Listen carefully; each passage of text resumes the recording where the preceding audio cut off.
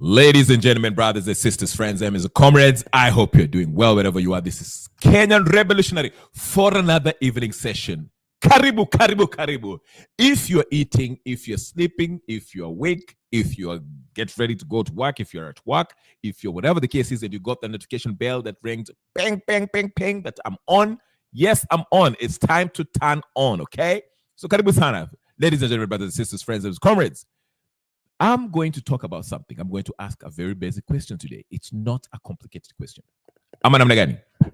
It's not going to be a complicated question. It's a simple question.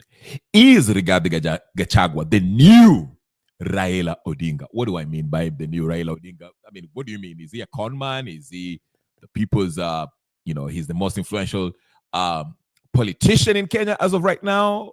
What is it? What is it? What do you think about Rigathi? Is he? I have no idea. Let's explore this. Now, I can actually tell you something. There's a lot of similarities between Raila Odinga and Rigathi Gachagua. And I think the very methods that Raila Odinga has been using for decades is being applied by our buddy Rigathi Gachagua. We shall explore that, but we have news to deal with. There's so much happening. There's some convection happening in Homa Bay that governors are meeting there. The Devolution Convention, okay?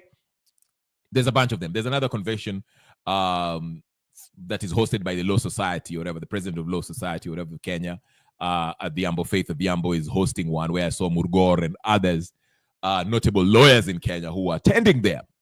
But the main one that is making news, of course, is the one that the president attended in Homa Bay, gave a speech. Raila Odinga attended today and gave a, I think it was like a 30-minute speech or something like that. We shall play part of that speech because we can, okay? Even though we already know what he was talking about is not really important to the Wananchi. Actually, one of the things that actually caught my eye or caught my attention is when he mentioned that if a parliamentarian MP serves 2 terms, he or she deserves, what do you call it? A pension, okay? Sorry. He said if a governor, not as an MP, apparently if an MP serves 2 terms, they get the pensions, whatever the case is. So he was advocating that a law should be passed in the parliament, so governors should also receive that. This is basically to make the governors happy, especially the ODM governors, to continue giving him that money. Unajua yeye ndio boss. They are turned upon mwenyewe. But anyway, the topic is Rigathi Gachagua. We shall get to the topic. Of course, if you've been following this channel, ladies and gentlemen, brothers and sisters, we always deal with the main meal after the appetizer. The appetizer is the news of the day. Niliwambia, I'm your political dietitian. So catch in, strap up, sit up, wake a seatbelt. We're about to go in a ride. It's going to be a bumpy road, and we're going to talk about anything. And if you want to join the chat, ladies and gentlemen, I'll throw you the link. You can join in. Give your 2 cents about any topic, whatever is bothering you about what's happening in Homa Bay, the Matamshia Murkomen, the news that Rigathi Gachagua is making his way back to the Republic on August 21st. And people are already asking the question, is he going to be arrested? Is he going to be arrested? Okay? We are going to wait and see what happens next. Now, I'll start. Today, I want to start with Miguna. I'll go to his page, and I want to, he posted something about Ruto Matamshi Ruto, about the corruption and stuff. Because majority of these leaders, they never cease to take the opportunity to talk about something that they know a lot Kenyans are complaining about, but they usually fail to actually follow through or to actualize what they've promised. So let's just start with Miguna, then tuone vile mambo inaendelea. Let's see here. If I can only start. By the way, like the video. If you get a notification, ingia ulike video mara moja. Hakuna kuharibu wakati leo. Tafadhali, Mr. Gandhi. Aya, ndio hiyo basi, naanza na Ruto hii. Possible that committees of parliament, there is something going on in our legislature that we must call out. There is money being demanded from the executive, from governors, from ministers, from people in the executive, especially those who go for accountability before our houses of parliament. Mr. Speaker, it cannot continue to be business as usual. It is not possible that committees of parliament demand to be bribed, demand to be paid for them to write reports or to look the other way for what is happening in either the national government or the county governments. All of us must act together. The fight against corruption must be an all of society engagement and exercise and effort.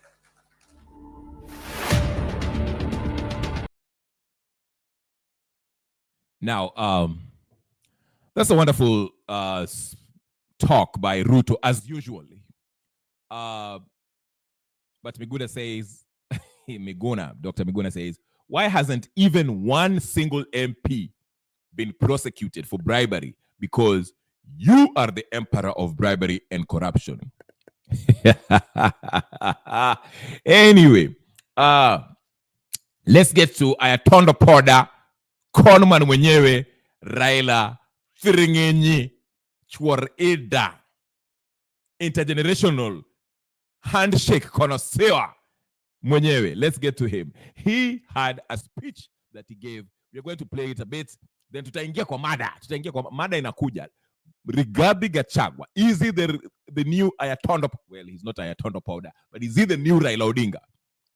Kwa sababu yeye ndio ni kama ana inasemekana yeye anababaisha serikali. Of course, this is a play. If you follow this channel, you know what I'm talking about. But let's just go by it. Let's listen to Raila Odinga's speech. He had to say something. I don't know what he said, but I'll just listen because I never had the speech. So this is an opportunity for us to listen. Listen and take your time. Make your way in. Tafadhali. Ingia usikie. This is Raila Odinga. Haya ndio hiyo basi. Mwana wa Ana, my friend, the chairman of the Council of Governors, our host today, the governor of the great country of Homa Bay, all governors who are here, all honorable members of parliament, distinguished guests, now when Homa Bay. Did he say all honorable members or all horrible members? Okay, all right. I thought he said all horrible members. Okay, let's continue. Let's continue with them. I'll not. Hamjambo. Osareuru. Asante sana. I usually call my brother there Mwana wa Ana. And he has done a good job of introducing me here to this audience. I came earlier. I did not know that I was scheduled to talk at 5 o'clock. But I said, now that I'm here, because I'm here, I need to be given a chance to greet the people. So we are very happy that the county of Homa Bay is hosting this conference this year. Now, we've been here just a few months ago when we had a very electrifying Madaraka Day 2 months ago. And it looks like the evolution 2025 is not any different. I was very happy and pleased when I arrived here and I was taken to a park, just a small park in the Homa Bay, where this county is trying to remember a very great son of this county, the late Honorable Odinga. Are you struggling with painful varicose veins? At United Vein and Vascular Centers, we specialize in innovative treatment. Odinga is actually was the architect of the devolution. I myself was very passionate about devolution, but Mbai had understood it much better than anybody else. So when we went to Bomas of Kenya, because I had hired him as my consultant. So when we went to Bomas of Kenya, and the debate started in earnest, and then I asked the chairman to give Mbai a chance to address the audience. When he spoke that day in Bomas of Kenya, and he spoke for nearly 10 minutes without break. And by the time he finished, the whole hall backed into cheers. And they all cheered by and said that that gentleman should be the chairman of the devolution committee. And that is how it became. That the Mumbai became the chair of the devolution committee. And as the chair of the devolution committee, he navigated very dangerous corners. Because as you know, I've been mentioning several times that devolution had then, and even today, very powerful enemies. He was able to create proper benchmarks to be met. And because of that, he became a marks person. And as I've said several times, Mbai would not see the new constitution. In broad daylight, in front of his children, they moved in to his house and shot him and fatally wounded him. So it is fitting that today we are here actually celebrating this day in Homa Bay, not very far away from Mbai's home, right just next door here. And today I really want to make an appeal to the Council of Governors, because Mbai left a young family, young wife, and children. And if the Council of Governors can... All right. I'm sorry, I have very little patience. It's a wonderful speech, maybe. I don't know. I don't think it's boring. I'm just falling asleep. I'm not going to listen to the whole thing. But if you do want to listen to the whole thing, you can go to KTN News Kenya and type in Raila Odinga's speech in Homa Bay. He's giving us basically a background of devolution in Kenya. Of course, Mbai is somebody, Odhiambo Mbai was somebody from that county and is kind of credited for this whole idea of devolution in Kenya. One of the people who spearheaded that idea. He lost his life, as Raila Odinga is describing there. But I think we are moving out of the discussion. The discussion is, I just wanted to hear if he said anything, you know. Like I said, if you want to hear the rest of this the speech, just go to YouTube, type in KTN News Kenya, and you can get the whole thing. Now, I want to talk about something else. This is a reaction that I saw. I want to start with Francis Gaitho. He was reacting to Gachagua, because Gachagua is the center stage. Gachagua is coming back on the 21st of August, and everyone seems to be excited because there's a possibility, a possible confrontation between Gachagua and his supporters versus the government, Ruto the government. As I've explained in my previous video, this whole thing is choreographed. It's basically used to give Gachagua more political clout and credence, okay? Because Jamaa is, but this is something that's not new to Kenya. It's not alien, this method that Gachagua is using his community to actually stand up and position himself as this great defender of not only his people, but Kenyans. Let's start with something. There's something that I want us to read. It's from Francis Gaito that regarding Gachagua's whole trip to US. I like this post because it pretty much sums up how the Kenyan diaspora felt about Gachagua's trip, and which nobody's talking about. We're just getting excited. In Kenya, people are just misled about a lot of things, okay? Now, if you can see your screen, if you can look at your screen, ladies and gentlemen, let's just read very quickly what Francis Gaito is talking about, and we shall play you the video of one of the guys who are in the diaspora, who was in Seattle, Washington, who had a chance to go to Gachagua's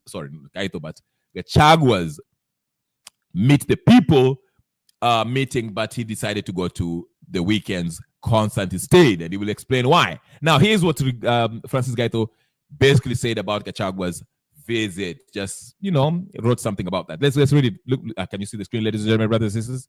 Okay, grab your glasses. Let's read. The truth about Rigathi Gachagua's botched US tour. Like I mentioned earlier today, Gachagua went to his social media handle and announced that he will be making his way to Kenya. Now, also a few hours ago, he said that he'll be landing in Nairobi, JKIA, on the 21st of August. So we shall wait and see what time or whatever the case is. Okay. Now, here's what Francis Gaito wrote. Rigathi Gachagua's pathetic US tour was laughable. It was a laughable flop, kicked off with a fleeting high from the Kikuyu musicians and celebrities he dragged along to Seattle, okay? The diaspora Kenyans, briefly suckered by the hype, quickly snapped out of their tribal trance and saw him for what he is, a hollow, divisive hack, peddling backward tribal nonsense with zero vision or substance.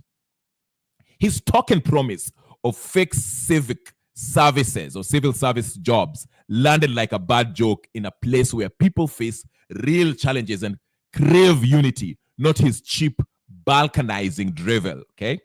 As his pitiful gatherings shrunk, the backlash grew louder. Kenyans, especially the sharp Gen Z crowd, roasted him for he being a tribal dinosaur with no national clout or agenda worth hearing. His trip got the axe behind. He tried to peddle his juvenile, brain-dead politics to a crowd that's moved past such garbage in a world that's got no time for NIS-sponsored division. The clown show of fake bodyguards propped up by his bloggers as Secret Service and his bald-faced lies about rubbing elbows with U.S. Senate bigwigs or filing of ICC cases were desperate stunts to mask his empty agenda.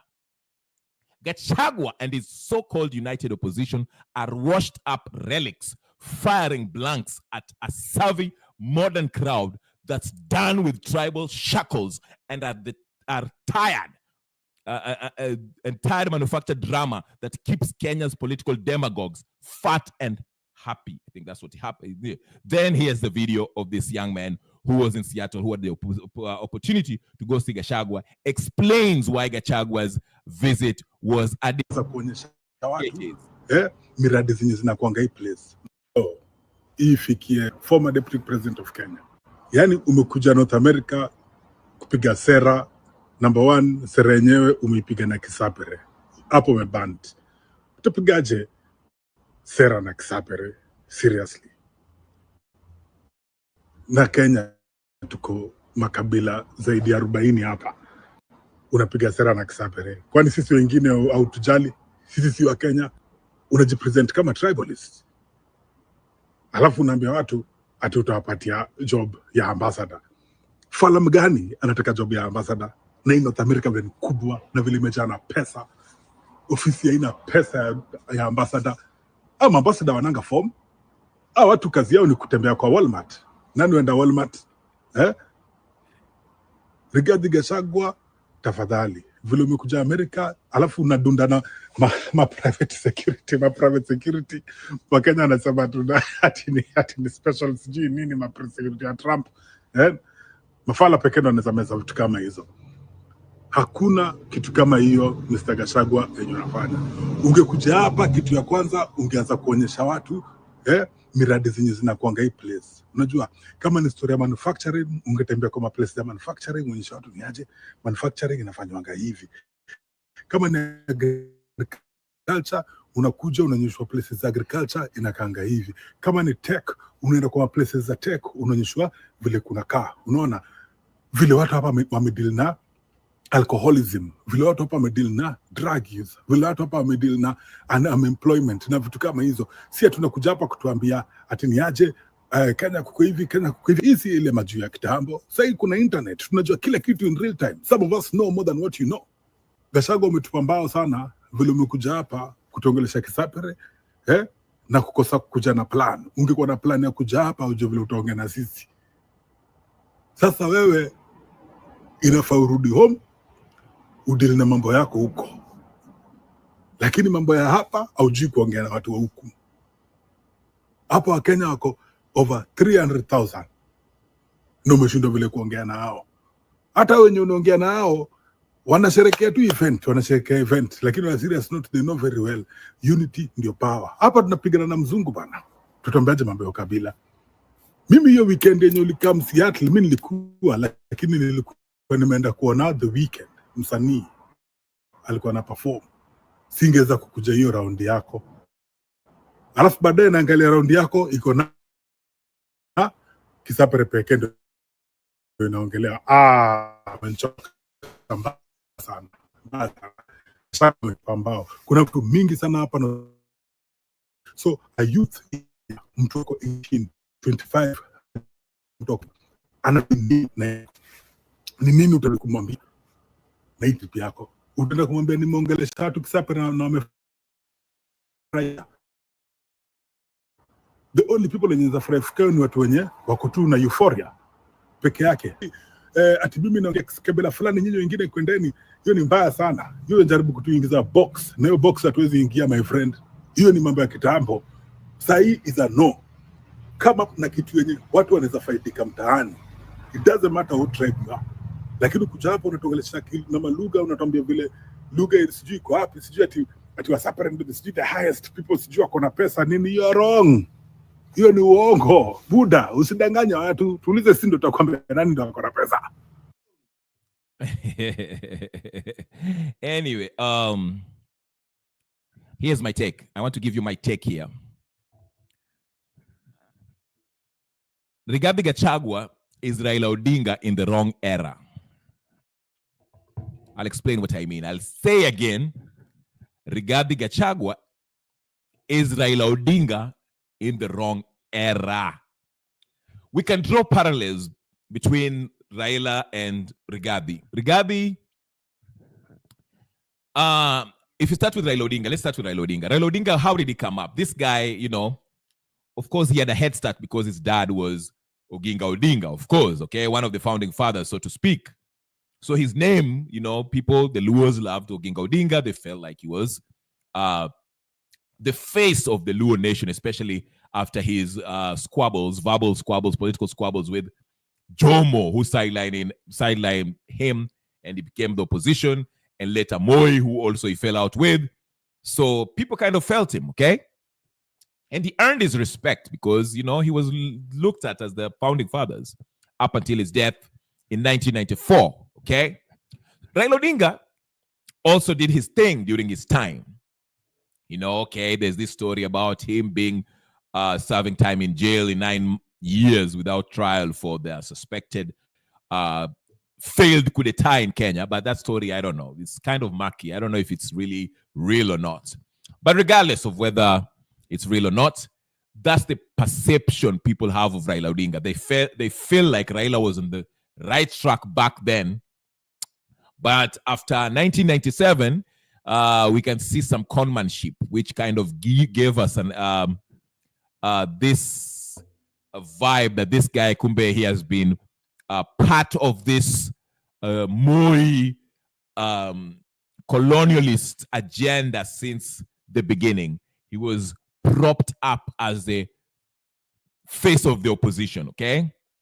And now it's more clearer than ever that this guy was actually Ninio, not a spook, but a Ninio. an insider for the colonialists, okay? It's very clear now. If you don't see it, you need help.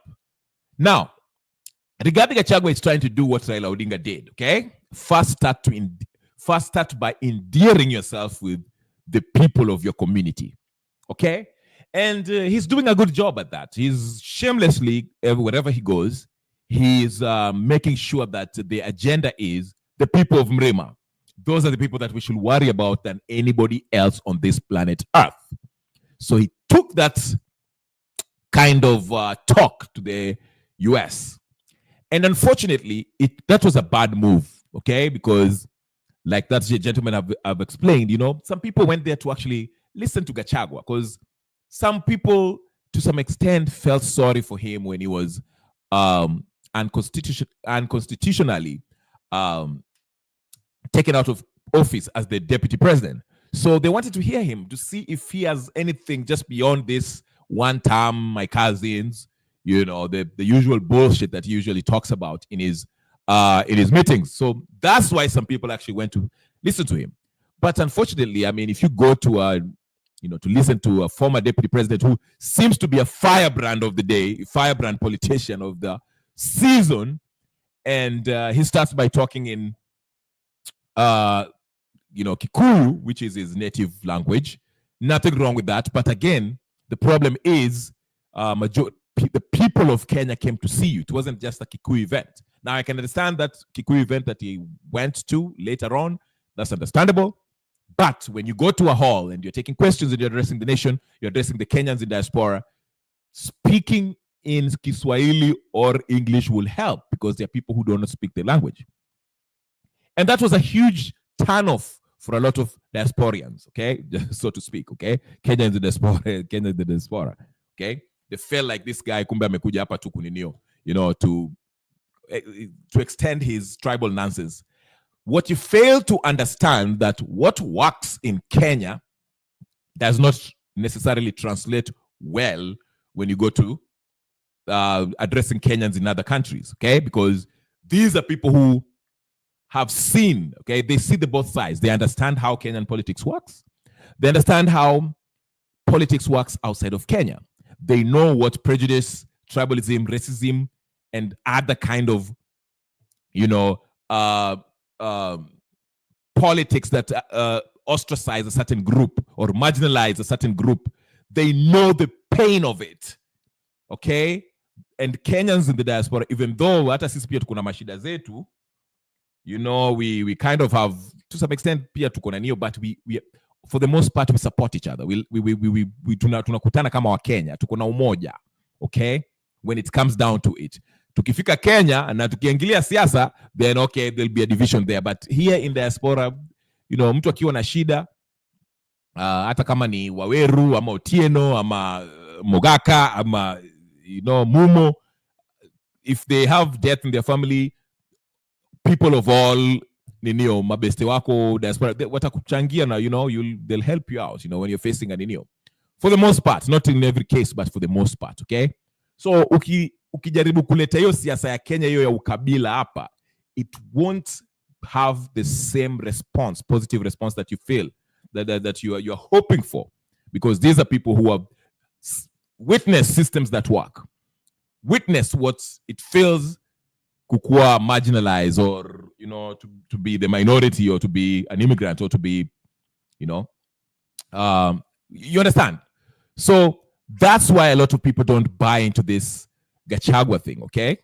And that's why I feel like he's failing. Now, that's not the end of Gachagua's political career. Just because the diaspora are not accepting him, he can still go back to Kenya and endelea na hiyo upuzi wake. I mean, that's just something that he'll probably do, okay? Because it works for him, okay? But again, the world is a very small place in 2025. The world is a very small place in 2025 and beyond.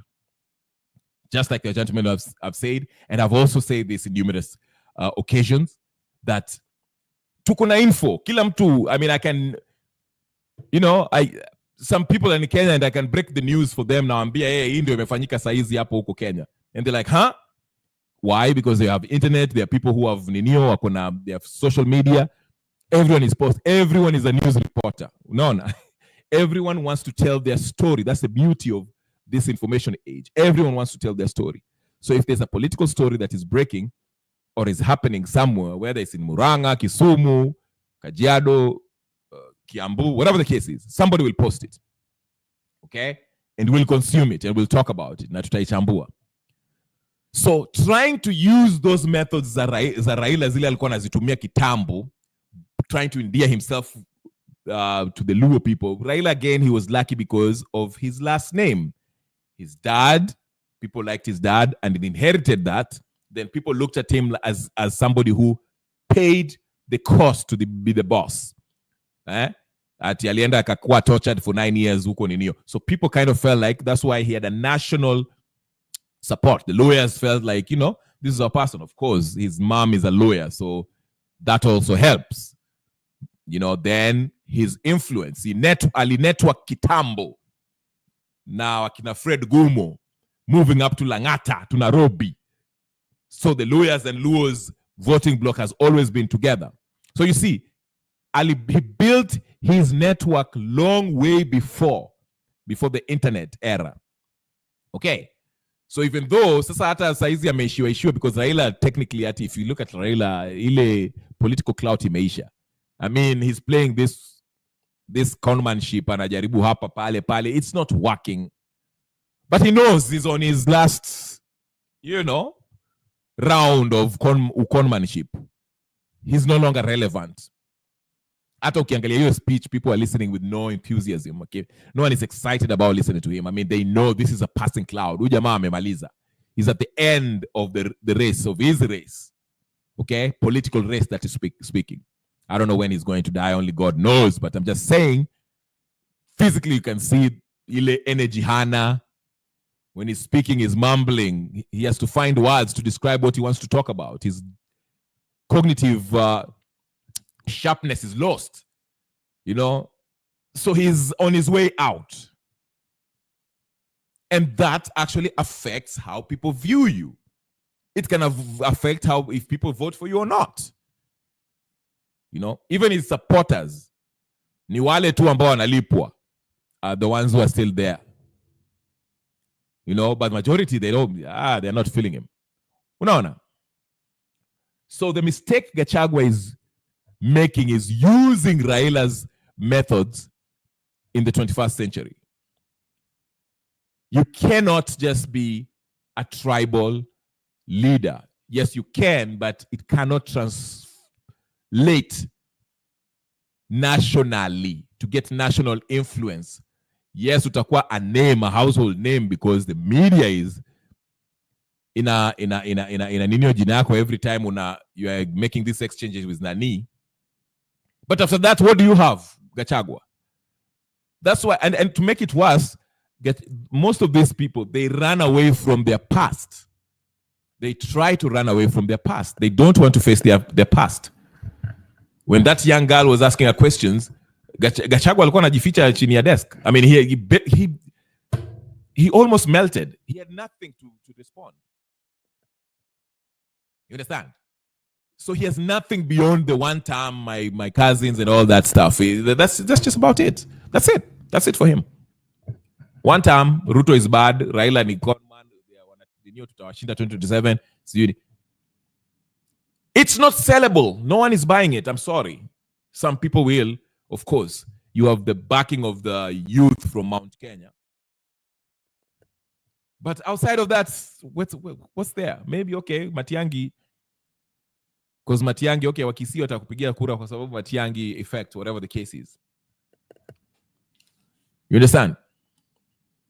And Martha Karua will bring you one vote, which is her vote. Ata avae purple, avae yellow, avae green. She's just there. Listen, Martha Karua does not care about being president or whatever the case is. She just wants to remain relevant. Ata ye pia unaona Kiboekanga anaenda KTN 2-hour interview talking about nothing. And nobody watches. Because she has nothing to offer. These are people who just want to stay relevant. Kalonzo Musyoka, the same thing. Kalonzo doesn't care about being president. He knows he won't be president. But he wants to stay relevant. Musalia Mudavadi, as long as he's being paid, akona kacheo, he'll always play the second fiddle. Ile gava inakuja, I'll be part of it. Wetangula. Same thing with Wetangula. These are busybodies, minions, happy-go-lucky. As long as they're part of the, government, they're happy. They're not serious people who want to see change. They're beneficiaries of this corrupt system. So that's why I'm saying, in the long run, Gachagua, you are not going anywhere fast.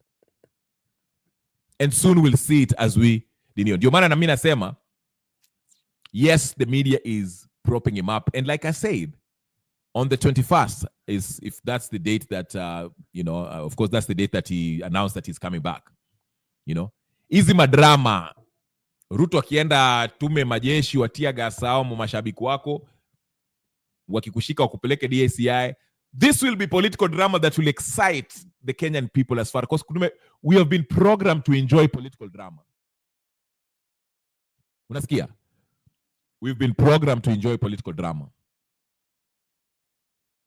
But in real sense, when it comes to real politics, discussing things that actually really matter, these people are empty. But the unfortunate thing for you and this political class is this new generation wants substance because they understand the political drama has never sorted them out, never addressed their problem. Kuruka chama na kuanza chama mpya, kuruka hii chama na kwenda hiyo chama engine, preaching ukabila. It's not relevant. The bottom line is to suffer. Go listen to the youth. The same things my youth wa Kisumu wanasema are suffering from is the same thing you'll hear the youth wa Kiambu na Kakamega na Bungoma na Ukambani are saying. Tunataka jobs. Tumegraduate, hatuoni kazi, hakuna jobs. Where solution yako ni one term. I mean, come on. And these people are not stupid. These people are educated, highly educated, intelligent young people who are connected with the other youths from the world because the internet inaweka watu pamoja. So they can see what is happening in outside worlds. They can see their brothers and sisters in other countries, how they're dealing with the new. Cote d'Ivoire. Watara alisema ati anataka kukimbia tena. Watu walijitokeza kwa street wakasema la hasha. Wakenya wanaangalia wanasema tumalizeni kazi. And perfect example how interconnected this generation is with the world. We are all interconnected. So if you're going to address these people, you have to be more creative than one term, my cousins, Ruto is doing this. We know Ruto is corrupt. Hata ukituambia Ruto sijui fanya nini. We know. Shida si ati hatukuamini. Sisi tunataka suluhisho. Wewe unasema one term. Wewe sasa suluhisho yako ni nini wewe one term yako? Ati wewe ndio kuwa rais? Haya, unataka kuwa rais? Ushawahi kupata kesi ya ufisadi? Umewahi kuiba pesa wewe? Hebu tueleze vile ulikuwa unafanyia Moi, kazi yako ilikuwa nini? Ilisemekana ulienda ukapiga familia ya Matiba. Hebu tueleze juu ya hiyo. Wewe, you see what I'm saying? And those are the questions that he doesn't want to address. If anything is the truthful person that he claims he is, these are the very things that he should address number one. So it is not an issue kiulizwa baadaye. But again, Gachagua is part of the system. So he has to be part of the circus. He's getting clout out of it. He's being positioned as the official opposition because Conman is retiring soon, whether through natural death or through health complications. Conman is on his way out. Raila Odinga will not last in the next 20 years. He won't be here with us. And if he's still here with us, he won't be able to walk or talk. Because Raila Odinga is 275 years old. His birthday is Next year he's turning 292. Him and Oburu. Don't expect him to be actively in politics in the next decade. Of course, he will try to pull out what you know, come on, Museveni. How long is Museveni? 725?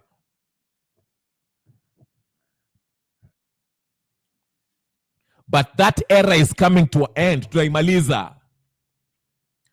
Ndio maana unaona Cote d'Ivoire people were on the streets. You cannot use those old ways kunyanyasa watu. I know you are being backed by the West. That's the only thing these people is holding these people. That's why these people are relevant. Ukabila ni kitu ambayo haiwezi, it's not sustainable. We do business together, we intermarry, we socialize together, we do everything together. Huwezi kukuja hapa utuambia ati sasa nyinyi kabila hii ati nyinyi ndio mnatengeneza pesa kuliko watu wengine, so you are more important than they are. You cannot speak like that.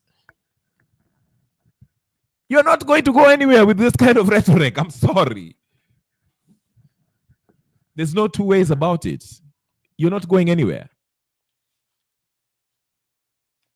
Mpaka ujiposition as a national leader, you have to jali maslahi ya wananchi wote wa Kenya.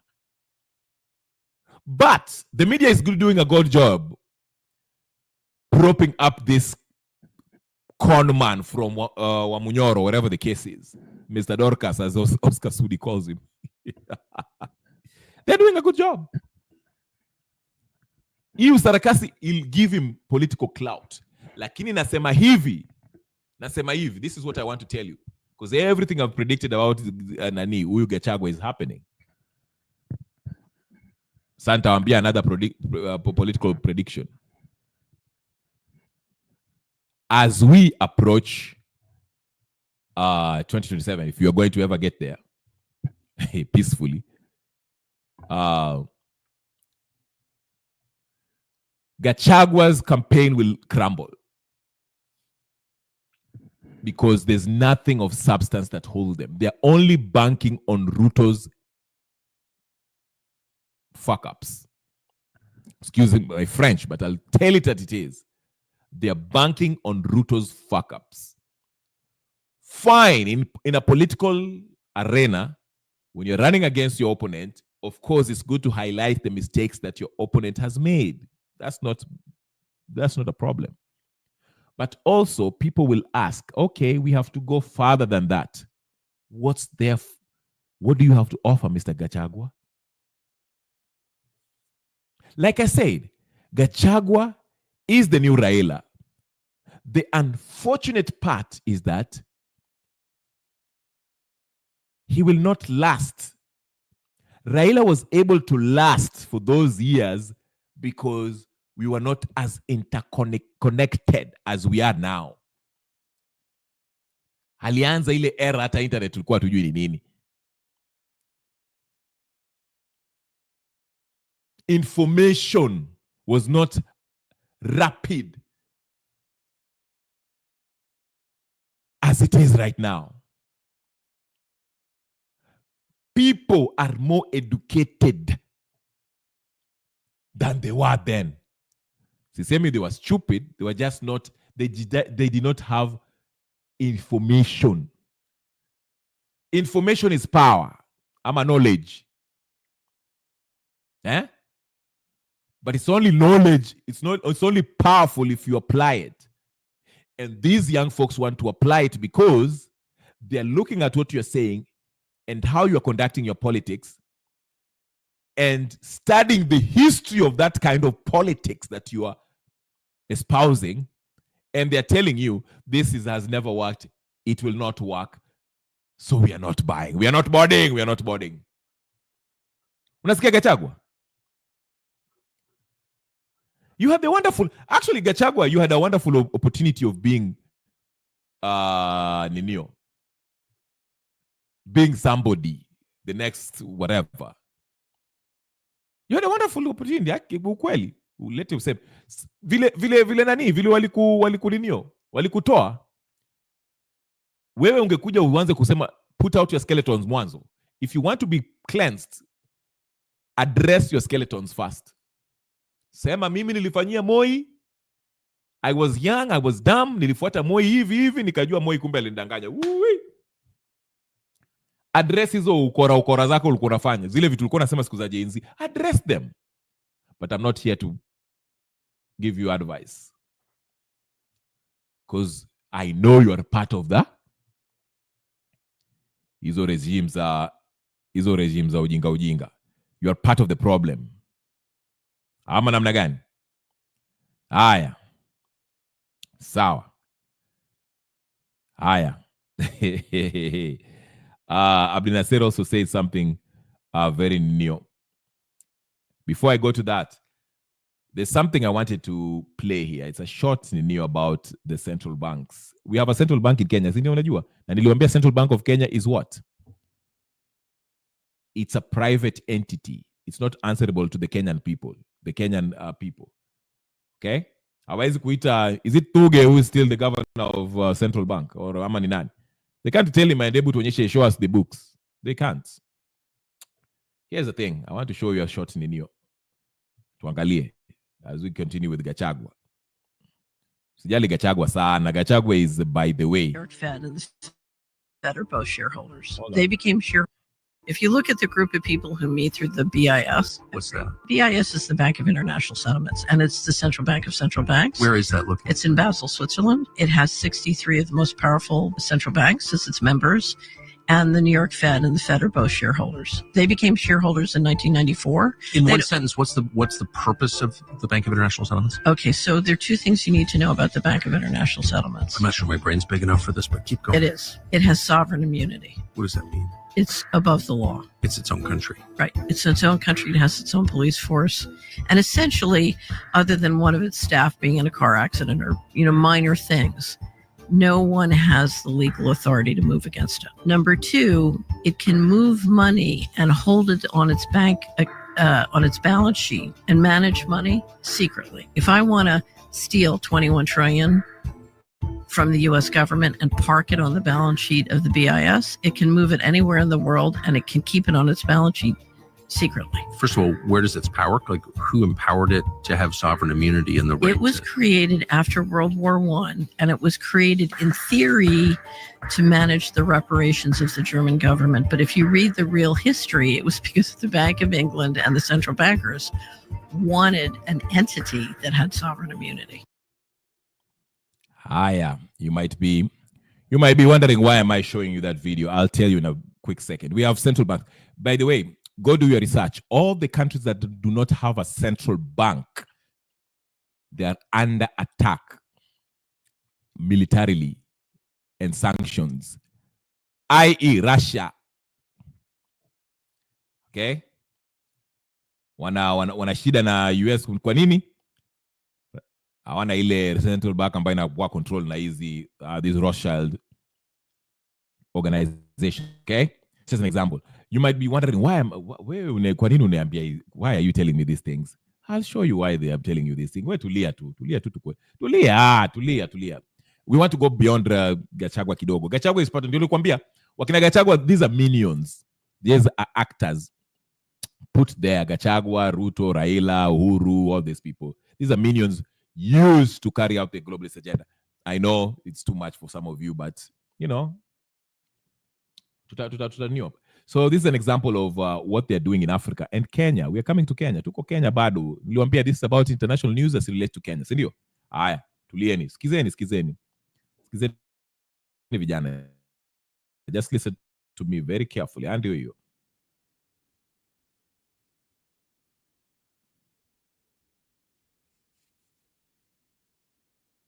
Sorry, guys. International Monetary Fund and all of these global diktats upon this nation. They don't know. I mean, if you go back to the Kissinger report, 1974 Kissinger report, it was secret then because he was Secretary of State of America, but now it has to be public because of the law over there after 50 years or something like that. 1974 Kissinger report, it says explicitly there that the Nigerian people must not be given access to their resources. that they must be kept for the rich nations. And then you have the structural adjustment program of the 1980s here that privatized our companies and sold off our companies to foreign interests, deindustrialize our nation. And that was supposed to make our economy more efficient. Well, it's led us to where we are today. It is. And so the thing is that most Nigerians don't know this. They don't know these economic policies, the simplicity of these things that will enable our country to be rebuilt and to become strong. Back in the 1970s, almost everything we consumed was made in Nigeria. And that's been systematically destroyed by foreign powers so that they can have access to our resources and we won't be using them on ourselves. That's why Nigeria has come. The International Monetary Fund is personally responsible for the economic condition of this country today. And it could be turned around in a couple of years.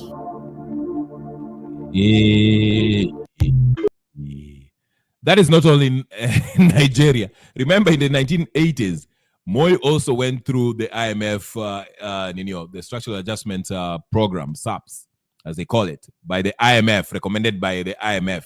The whole point is they tell you what you can grow. They don't want you to be self-sufficient economically. They want you to import from their countries while they extract the minerals from you. The same thing they were doing in Burkina Faso before Traore.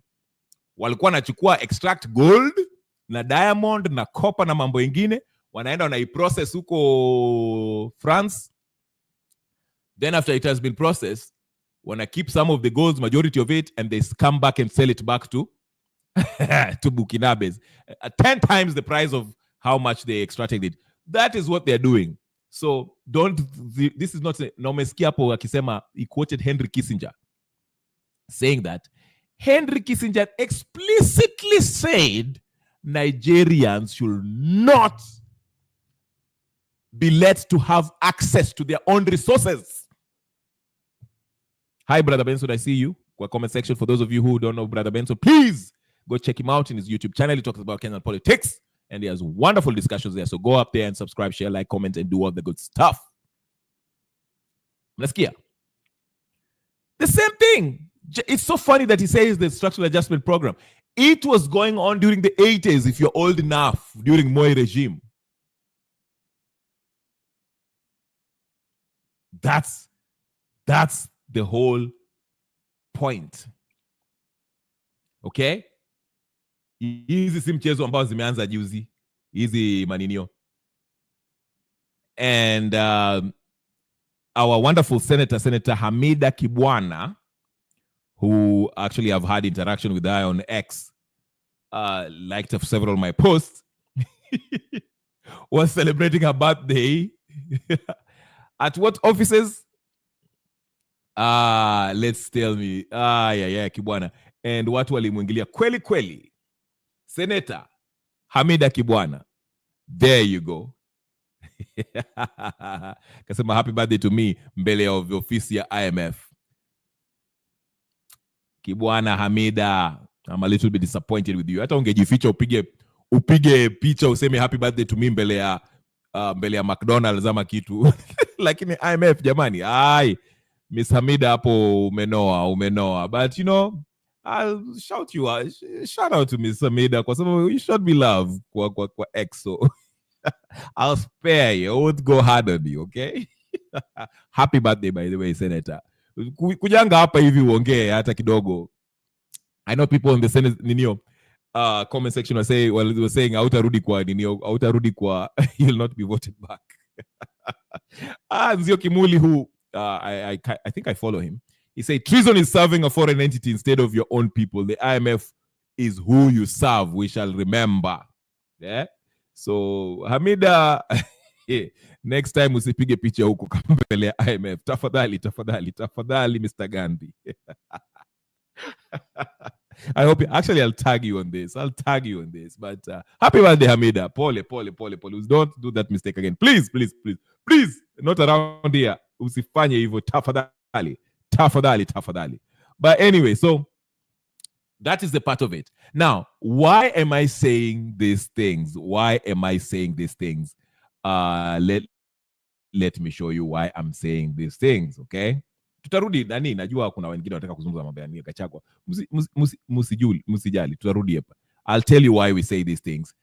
This is Matamshia, the American ambassador to the US, who if you remember what she said the other day, for those of you who are saying, oh, Ruto ameisha, Amerikani wanataka kumtoa, whatever. Because of our shared Kenya, as you know, sir, remains central to our U.S.-Africa policy.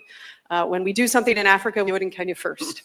And there's a reason for that. It's because of our shared interests and alignment on governance, on rule of law, and democracy. I think this delegation represents the breadth and depth of the people-to-people partnership, as well as the subnational partnership. I was actually just in your hometown in Eldoret on Friday and had a fantastic conversation with His Excellency, the Governor, about his recent trip to Minneapolis, St. Paul, and what they see going forward, exciting opportunities with their sister city partnership.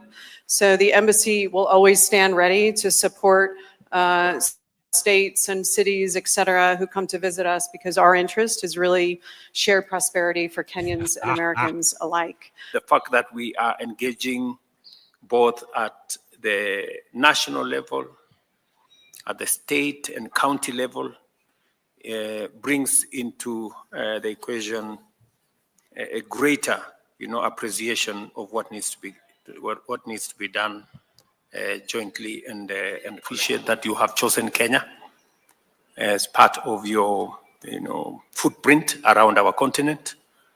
And I promise you, on behalf of these good people here, colleagues from Kenya, that we are ready, we are willing, we are available to partner and to see what we can do together in a mutually beneficial engagement between our two countries.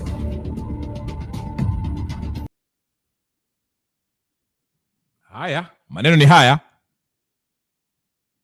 While the Sahel nations are outrightly rejecting the Westerners because they know the name of the game, it's not an arrangement where there's mutual benefit between the two nations. It's we extract this and you give us access. And if you do not want to, we'll take you out, either through sponsoring a military coup d'etat, a people's revolution, a candidate who run against you and will rig the election, or will assassinate you.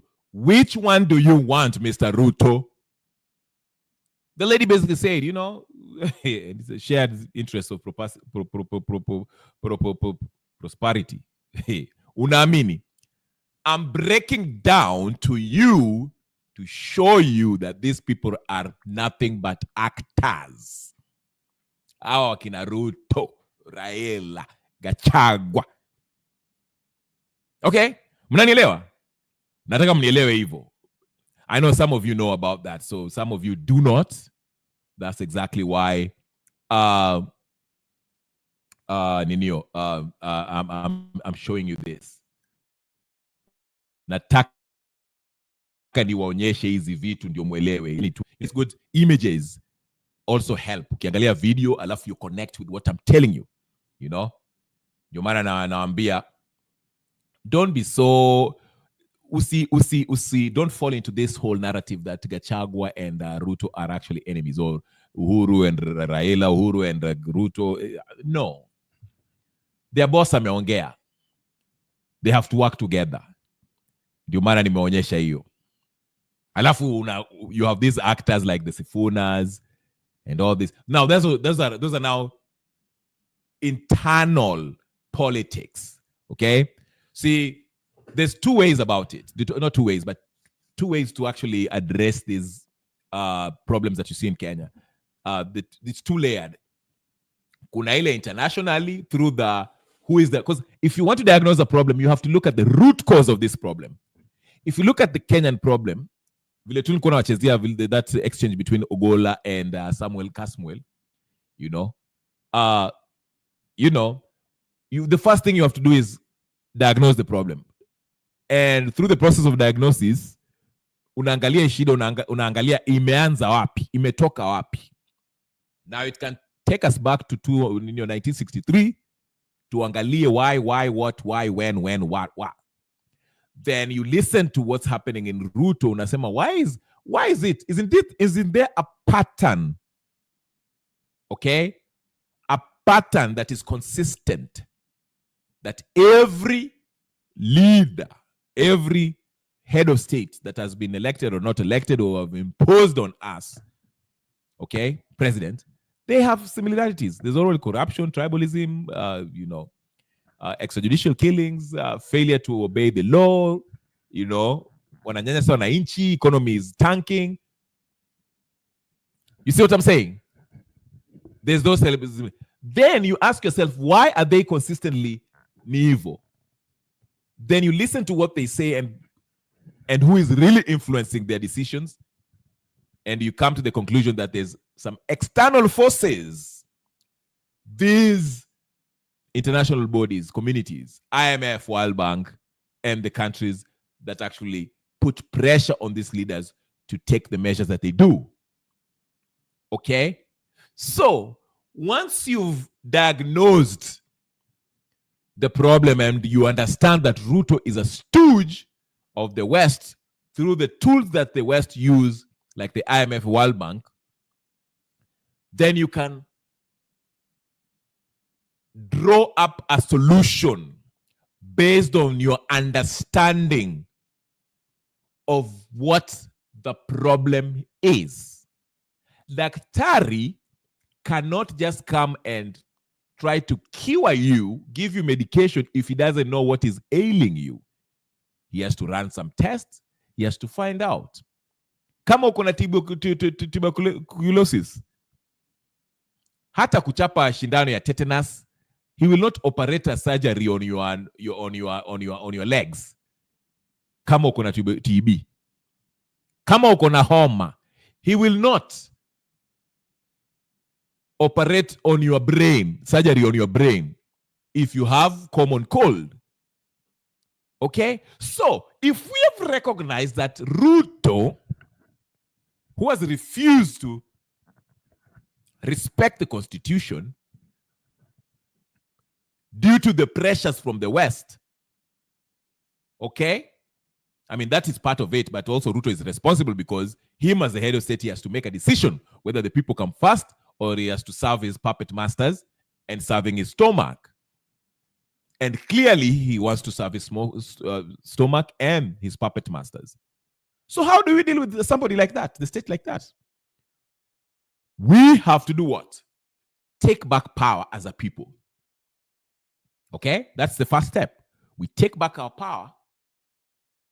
We have it. We never left it, but we have to exercise it. Externalize that sovereign power that we have, the authority that we have, by exercising it directly, by declaring, Ruto, you're no longer president. This legislative body is no longer president. The judiciary is no longer our judiciary. All this legislative body are not in you. IBC no longer. Okay? Then we choose a new representative. Delegate this power to new representative who will reject the IMF, will reject the World Bank, will reject all these SAPs, reject all these corporations that are actually putting pressure on us, reject Bill Gates, who wants to introduce an 8-year contraceptive, this genocidal medication. Those are the steps that we should take. Because we understand where the problem lies.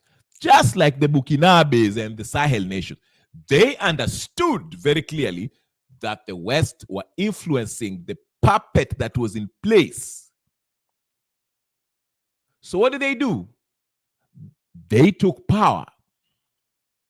And once they took power, they cut off the West. Told them to get away. And tore off the contracts that they had for extracting the African minerals, the gold, and all that stuff. While they were tore. And they understood the repercussions of their actions, because that's why they brought the Russians to help them deal with these folks, because they knew these guys will try to assassinate Captain Ibrahim Traore. And while he was doing this, after doing this, what did he do? The number one thing Ibrahim Traore did was to do what? Production. Producing what? Producing food for food security, infrastructure, healthcare, corruption.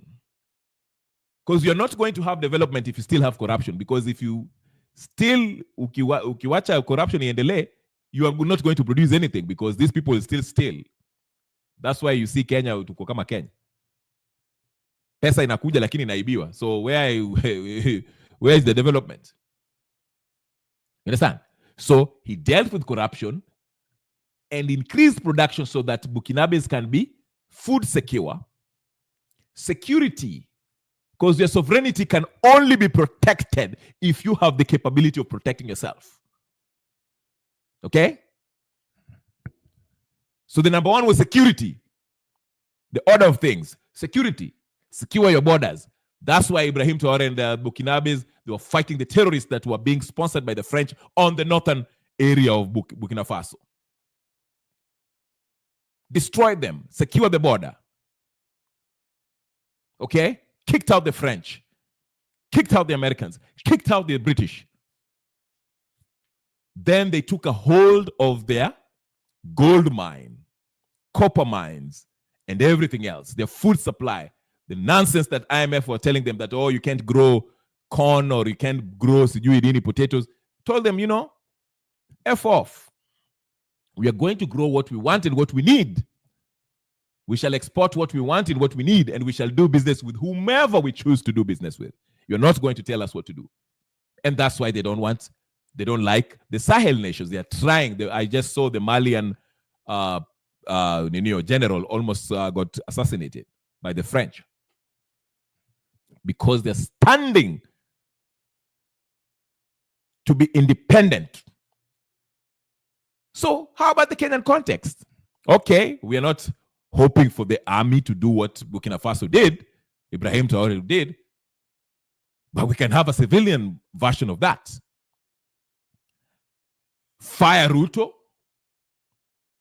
because the constitution say tunaweza kumtoa constitutionally.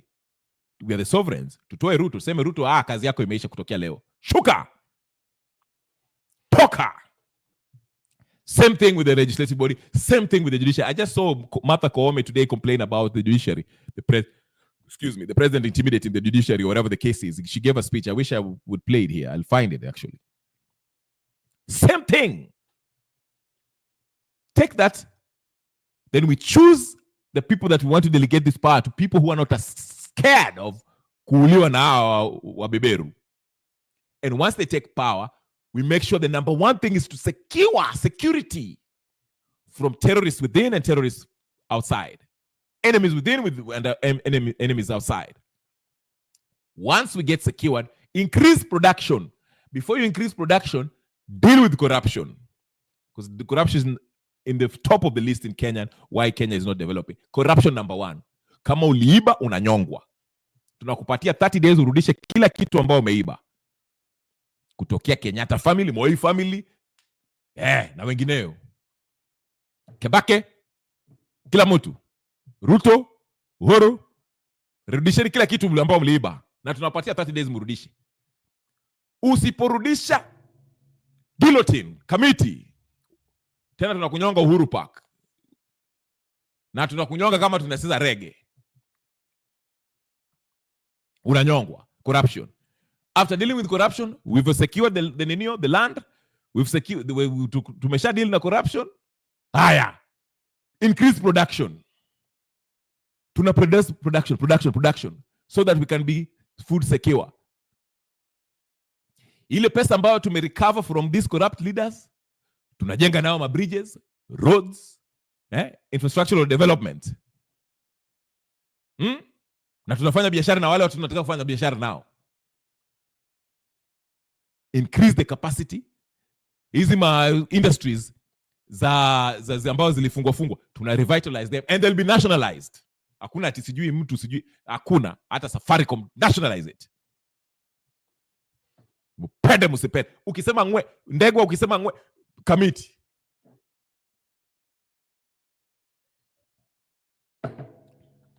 education free to the university level. Ukitaka kwenda for masters ndio utalipa.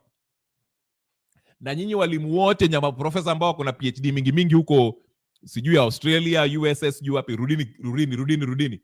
We shall pay you 2 times they are paying you in United States. So that you invest in education, invest in sciences and technology and all that. We have the brains. Sio shida. So that we can move majority of the population up the social economic ladder. But shida yetu tumependa drama. Sifuna alitoka ODM.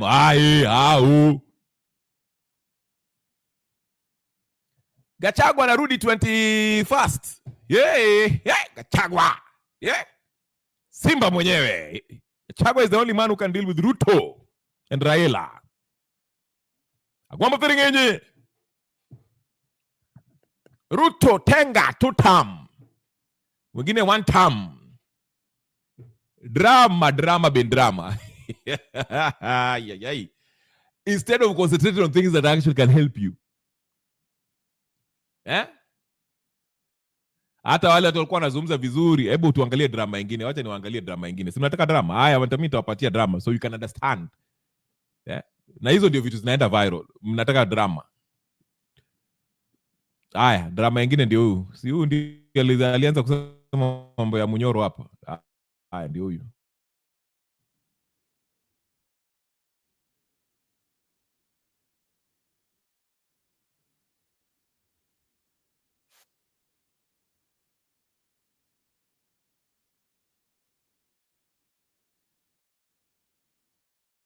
Hello guys.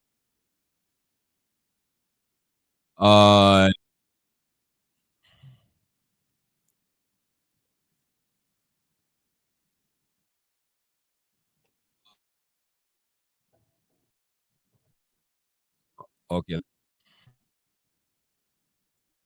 Let me try again. Naona kuna shida hapa.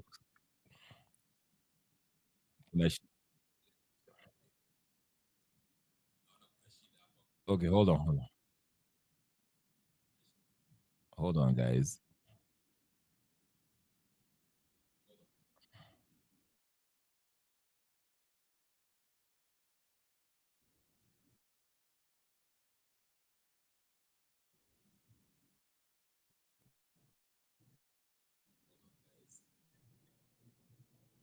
Watu wetu wa Amerika.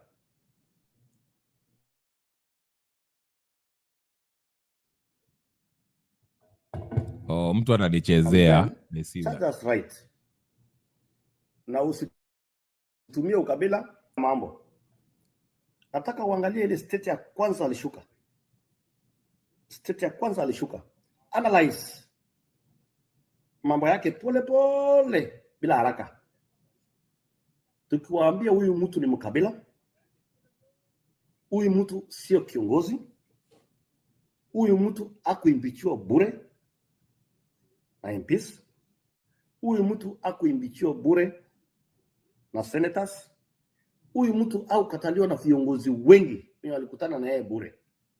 Analyze statement zake pole. Hata sisi wote tuko na makosa. Kila mtu ako na makosa. Kwa sababu sisi wote ni binadamu. Lakini nataka analyze pole statement zake ni sawa ukabila tupu. Wakenya mlio hapa United States of America. Najua nyinyi ni kitu moja. Mkikutana mnajua mmetoka penye mmetoka kukuja kutafuta. Amunanga ukabila. Mkenya yote hata akitoka Kenya aende tu ngambo hiyo Uganda, Ethiopia, Tanzania, wanakuwa kitu moja. Waikutana kule nje. Same thing na Tanzania aikutana na Mtanzania mwenzake Amerika na kwingine. Hawa ni kitu moja. Huyu mtu ni mkabila. Huyu ni mtu anaweza choma nchi. Huyu mtu ni mchochezi na ni muongo 99.9%. Alikuwa rafiki yangu sana. Hata wale mmekaa naye karibu kwa muda hata 2 hours 3 hours. mtakuwa na question mark. Na nyinyi sio ati nyinyi ni wajinga tu mlitoka huko mkakuja mpaka hapa na mjielewi. Huyu ni mtu hatari sana. Na angalieni. Kuanzia atoke Kenya kumekuwa na amani tupu. Hakuna mtu akupea watu shilingi 20 fanya hii, choma hii, fanya ile. In fact baada akaekae hapa kwa sababu hapa watu wako juu kidogo watamwandatain kama comedian. Watamwandatain wamuite pale nini wamulie nyama, wampatie kitu mambo hiyo. Mwandatain yeye ndio ingie tu iendelee. In fact baada akaekae kwa sababu hakuna mtu alikuwa na chuki na huyo mtu. Kama kuna watu walipigania huyo mtu, mimi ni mmoja wao. Wanalanga ananijuzi anasema mimi ni mtu wa standard 3, sijui Faruk ni mtu wa standard 6. No problem, you have no problem. Hatujaona chochote mtu. Hatujakosa akili ya kufanya kazi. Hatujakuwa wajinga kiasi hiyo. Lakini mimi nataka niombe nyinyi ndugu zangu wa Kenya walio hapa Amerika. Na mimi niko around pia Rigiji. Kwa Munyoro. Hebu utafuta mkutano mmoja tunasafanya na wao ya wa Kenya. Wacha hii undaa kuweka watu kwa kona tu watu wako sijui jamii yako. Hebu tafuta mkutano mmoja hapo. Fanya nationalist kama mimi vile mimi nafanyanga pale kwangu Cosmopolitan. Penye nikitembea ninafanya hebu tutafute mkutano mmoja tufanye na wewe hapa Amerika ya Wakenya wote. Wacha hii umeweka Wakenya wengine kona hii, umeweka wengine kona ile. Na bado ukaekae hapa tafadhali kwa sababu wewe ni shida. Wewe ni problem. Wewe umeweka watoto wenyewe shida. Kuna wako jela. Kuna wanasiasa wamepotea barabara. Kuna yani kwanza utoka Kenya by the way. Kenya imetulia kabisa ni kama kuna moshi ilikuwa mahali alafu ikamwagiwa maji. So kaka hapa my brother. Munyoro Express Mr. Dorcas. Ay, Oscar Sudi engineer. Engineer kuja hapa ni kuoji. Wacha kuleta mambo mengi hapa. Kuja unielezea mambo ya Oscar Sudi. Mambo ya ninio. Uniambie mambo ya wa Munyoro. Anyway, Oscar Sudi nani ninio. Aya, well, remember last week what was his name? Ruto gave Makao Mutua kazi ya kupatiana pesa to compensate the people that have been killed. And that caused a lot of brouhaha because we remember yani zile vitu zimeshafanyika kwa hizo miaka zote sasa anyway, listen to Makao Mutua. These people are calling him out on his contradictions za ninio. Hebu tusikie hapa kidogo alafu tuendelee na mambo vile siasa inaendelea hapa kidogo. Haya ndio huyu Makao Mutua.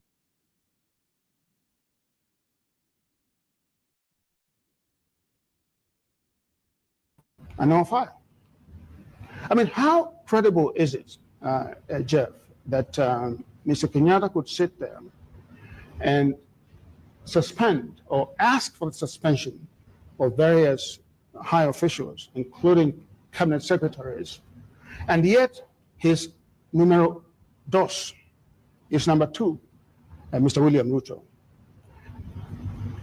is mired in scandal and corruption. But nothing's been proved, Prof. Nothing's been proved. I mean, people say all kinds of things. But look, Jeff, similarly, nothing has been proven against the people who have been suspended. The 4 cabinet secretaries, or the 5, 4 or 5 and other senior officials. In the case of Mr. Ruto himself has admitted in a public forum, I think on a TV program, that he owns a hotel which sits on land that was illegally acquired by him or by someone else. If that is not enough admission, of an admission to cause Mr. Kenyatta to distance himself from Mr. Ruto, then I don't know what is.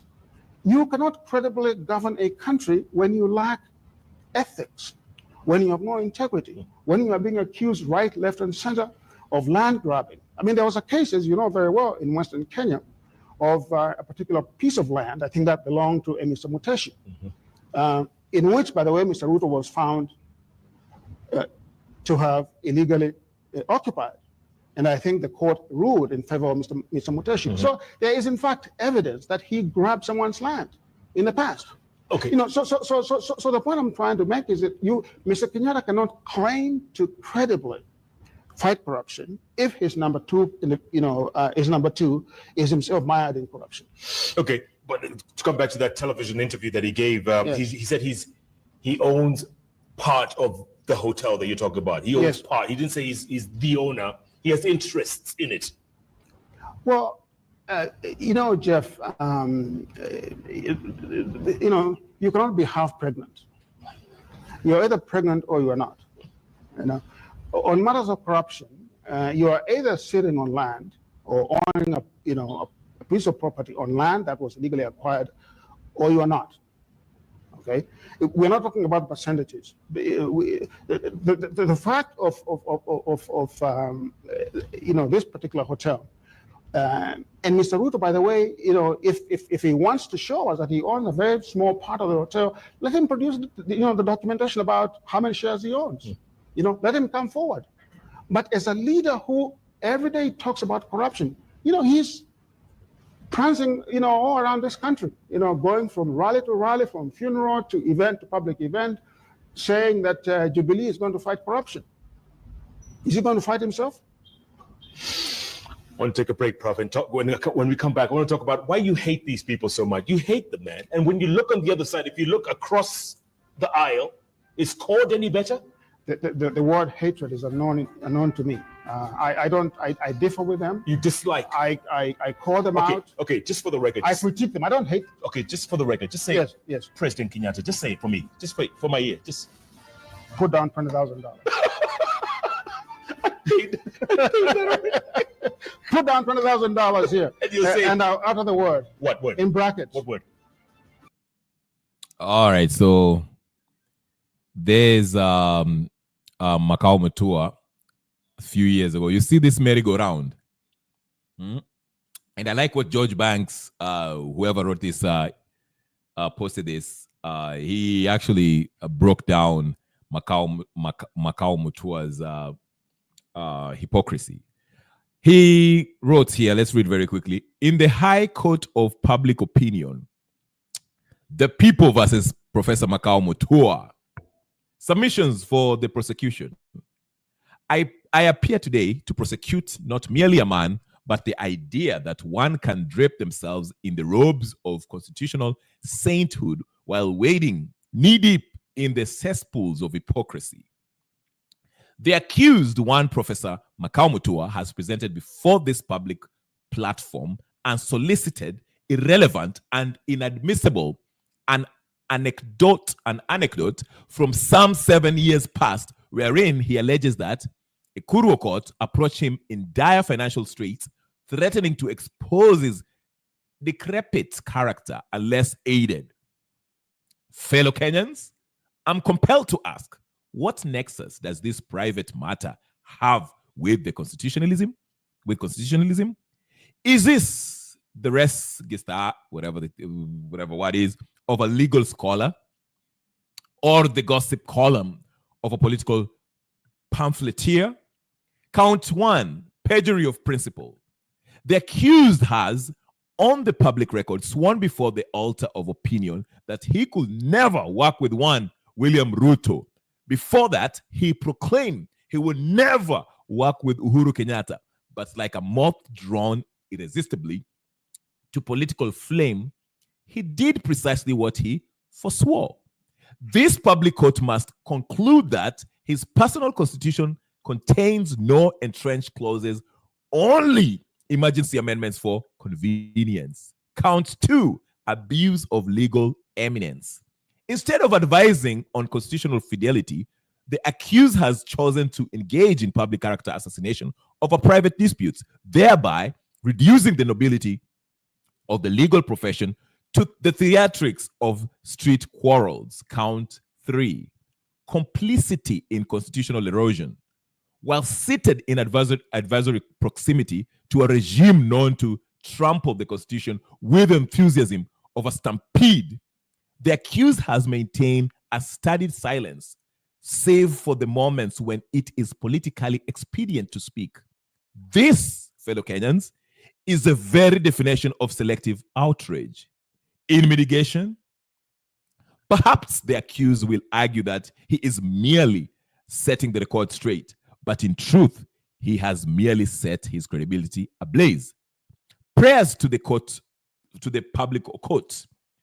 I therefore humbly pray that the public declare the accused a constitutional opportunist of the first order, sentence him to permanent exile from the moral high ground he so casually occupies, and enter into the record that the bar for professional of law, professor of law, has been trampled underfoot by the very hyenas of legal hypocrisy. Very wonderful written. I love that. I love it. So basically, this guy was actually just Kenya democracy. Gachagua is the new Odinga who will win the elections. So basically, this what this guy is actually saying is, if you this was a few days before, he was basically saying, Makau Mutua was going back and forth with Okuru Court, and Okuru Court was basically accusing Makau Mutua that, hey, listen, you're being hypocrite. Just sema tu lilipwa na wache story mingi ati now Ruto is going to pay people for the people who died and whatever. So he was basically calling him out. That's what this fight was, and this guy, wonderfully written piece, telling her, Kenya Democracy says Gachagua is the new Odinga who will win the elections. I think you missed my morning sessions. I pretty much said who will win the elections again. This is going to be a Ruto's victory, okay? I mean, not because Ruto is famous or Ruto is the right choice, not because people like Ruto. He controls the IBC. You want me to read what the IBC said? I will read it just because you brought that point up, so that to illustrate, just to make the point that I made this morning. Let me just read it very quickly. I think IBC had a press conference statement addressing this very issue. And in my opinion, like I said, Ruto will win because he is remotely controlling the eye. They will win this. Now here it is. I'll do this for the sake of Kenya democracy, so you can get kind of an idea of what I'm talking about. Since you probably missed my first session this earlier today. All right, here it is. Can you read it? I hope you can. You have your goggles. Here's very quickly.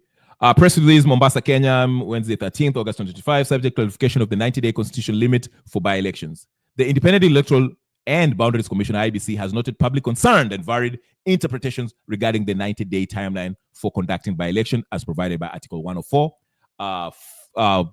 4B of Constitution of Kenya 2010. The article requires that a by-election for a vacant parliamentary seat, Member of Parliament, National Assembly, and Senate, be conducted within 90 days. When the seat is declared vacant, in the case of upcoming by-elections, the concerned vacancies arose way long before the commission was constituted. For example, the people of Baringo County lost representation at the Senate on 16 February 2025, while Banisa constituency lost representation on the 28th March 2023. Magarini constituency 3rd March 2023. Ugunche constituency 8th August 2024. Malava constituency 17, blah, blah, blah, blah. You can see that.